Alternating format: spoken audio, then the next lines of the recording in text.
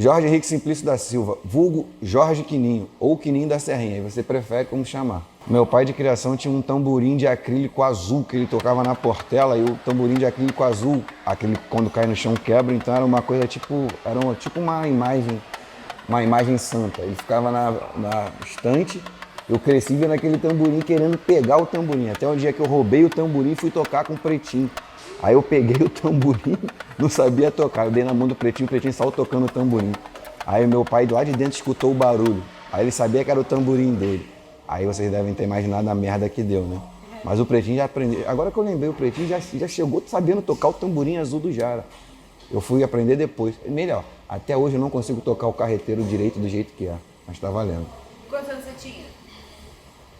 Uns 8, 7 anos assim, uns 8 anos.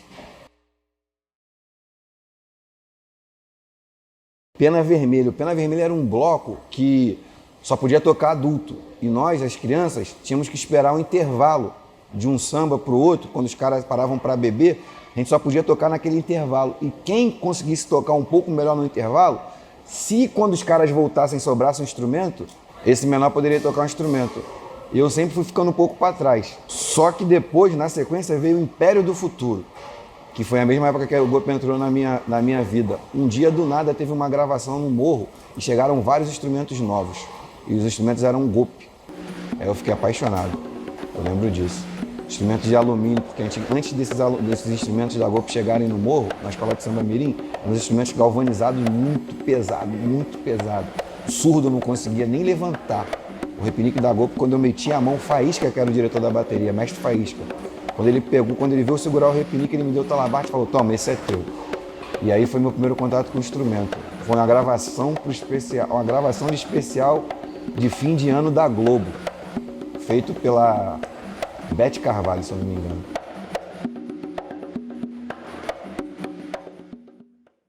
Cara, era uma coisa distante. Nessa época não existia carreira de músico.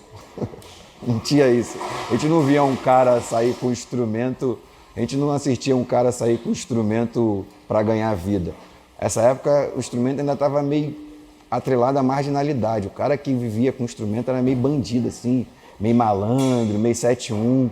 Então não vou falar que eu tinha pensamento em ver do instrumento, porque essa época não existia isso. Era o máximo escola de samba e bloco. E aí então você tocava como hobby? Tocar pra você era só um hobby? Cara, acho que era mais que um hobby, era a única coisa que se tinha para fazer no morro essa época, não tinha muita coisa para fazer. E era a única coisa diferente assim que tinha para fazer e a gente tinha uma aptidão para isso, a gente conseguia criar as coisas. Tem uma história engraçada, lá no morro tinha o carro do Kleber, falecido Kleber.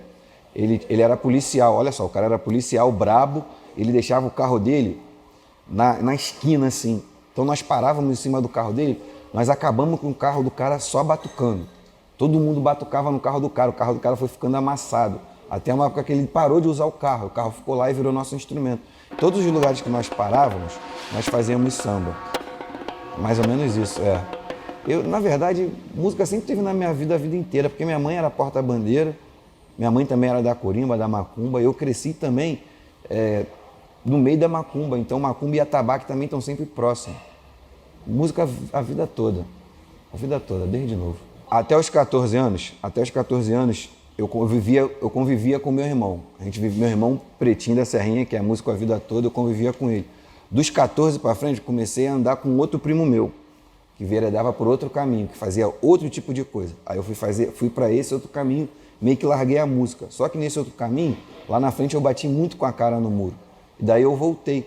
Fui trabalhar uma época numa empresa, mudei de vida, fui trabalhar numa empresa e trabalhei nessa empresa. Trabalhei durante acho que 5 anos, só que não me dava prazer, me deixava muito triste. Trabalhava de moto cortando gás. Então eu ficava muito triste. E aí uma hora eu enjoei. Na verdade eu montei uma equipe pro cara, montei uma equipe boa. Aí o cara, depois que ficou um pouco por cima da carne seca, ele foi no banco, pegou 2 milhões de empréstimo e sumiu. Aí esse dia eu falei que não ia trabalhar mais para ninguém, porque eu trabalhava, no final não ganhei nem aquelas indenizações que o trabalhador ganha. Aí eu falei que não ia mais trabalhar para ninguém.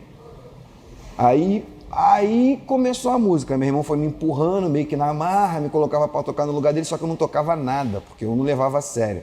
Então eu batia nos lugares e as pessoas, manda teu irmão não, manda outro. Aí todo lugar que eu ia, eu só ia uma vez.